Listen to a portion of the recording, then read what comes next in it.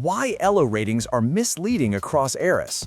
Why a 2800 rated chess grandmaster wouldn't automatically beat the legends. Why ELO ratings don't measure chess strength the way you think. Why comparing chess players by ELO is misleading. You're watching Masters of the Chessboard, and in this video, we're breaking it all down. Right now, you're looking at the 5 players with the highest peak ELO ratings in chess history. But does that really mean they're the 5 greatest chess players of all time? With all due respect to their incredible achievements, I don't think so. So let's take a closer look at what the ELO rating actually measures and why it struggles to compare chess players across different eras.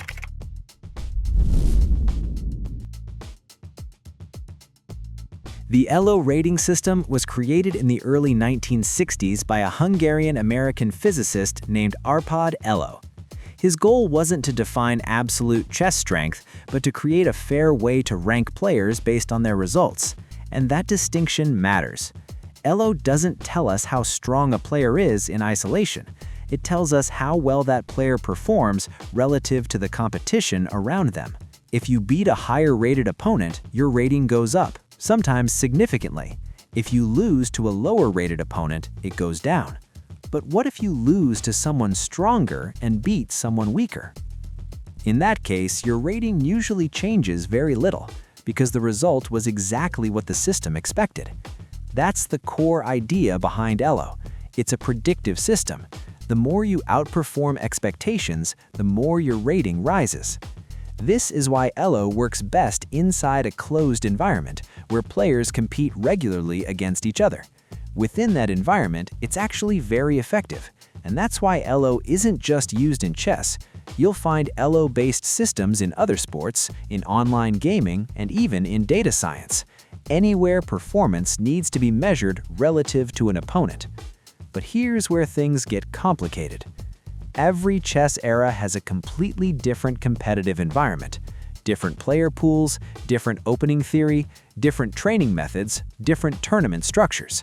So while ELO can tell us who was strongest within their own time, it struggles to tell us who was greatest across history. In other words, ELO measures performance inside a system, not greatness across eras. And there's another problem most people don't even realize exists. ELO's system itself doesn't stay perfectly stable over time. Ratings can drift, and that brings us to rating inflation. So if ELO measures performance relative to the competition, what happens when the entire competitive environment changes? This is where rating inflation comes in. ELO inflation means that average ratings slowly rise over time, even if human chess strength doesn't increase at the same pace.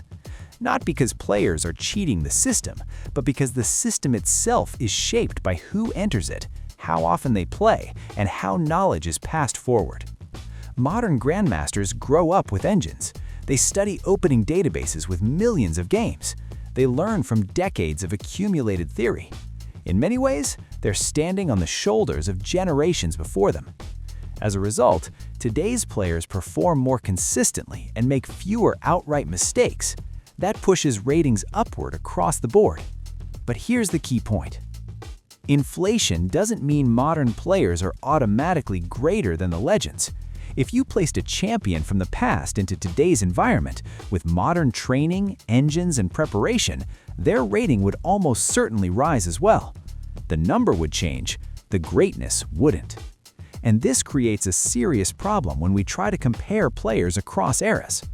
A 2800 rating today doesn't mean the same thing as a 2800 rating 20 or 30 years ago.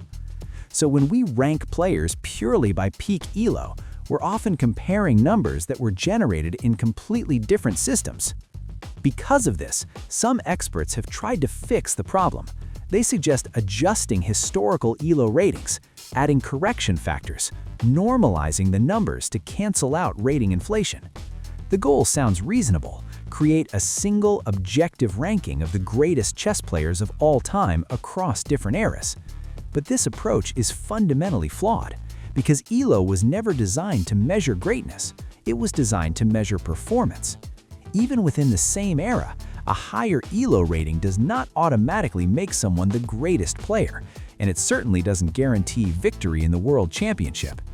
Chess history is full of players who never reached the highest ratings of their time, yet still became world champions and legends. Which brings us to the most important question of all. If ELO defined greatness, chess history would be easy to read, just sort the numbers. But chess history doesn't work that way. Max Euwe is one of the clearest examples.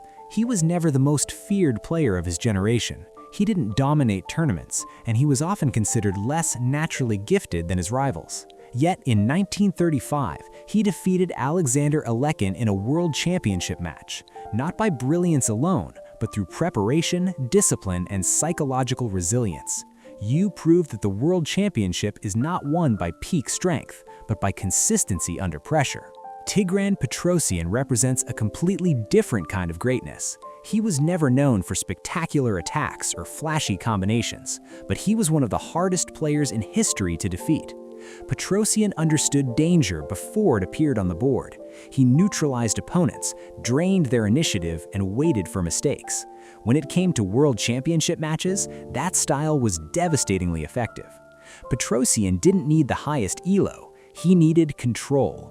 Viswanathan Anand shows us yet another path to greatness.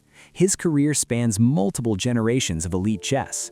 He won the world championship in knockout formats, in tournaments, and in classical matches.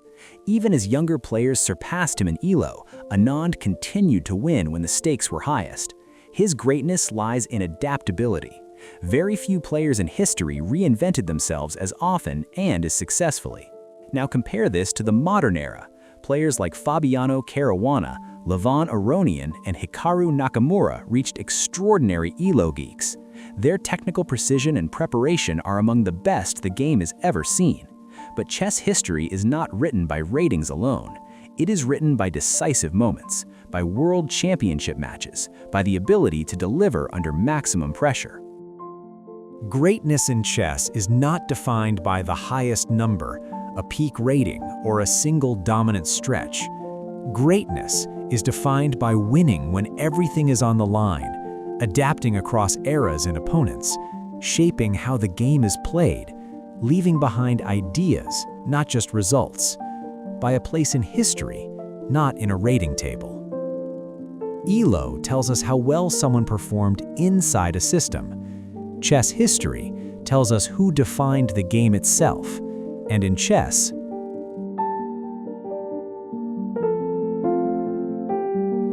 those are not the same thing. If you enjoyed this video, please consider subscribing and leaving a like. It really helps the channel grow.